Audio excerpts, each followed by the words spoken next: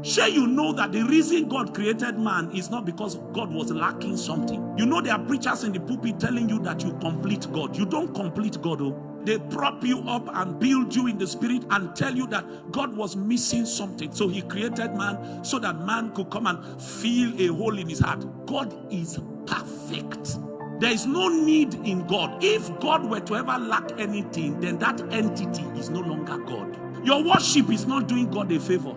Your praise is not something you are doing for God that God cannot do for himself. I know you don't like me to say these kind of things, but read your Bible. God himself will come and tell you, he will say, I am a righteous God. There is none like me upon the face of the earth. God knows his word. He doesn't need you to tell him. God knows who he is. God knows his powers. And before man was created, worship existed in heaven. You are not doing something special in the earth. And this is why I teach my people, worship is a privilege. Worship is a privilege.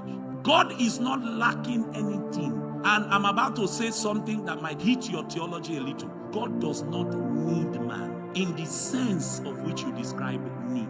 God does not need anything. God gives man the privilege of partnership with him. It's not as if God cannot do what he wants to do without man. God by himself creates a limitation for himself. He did it himself. That if he's going to invade our realm, man has become the privileged recipient of the rich benevolence of his grace. That you can now partner with an immortal spirit to actualize what is actually in the heart of the immortal spirit. So you will think you are doing it, but you are actually a puppet. God is the one pulling your strings behind the scenes. That's what Paul means when he says, it is God that worketh in you, both to will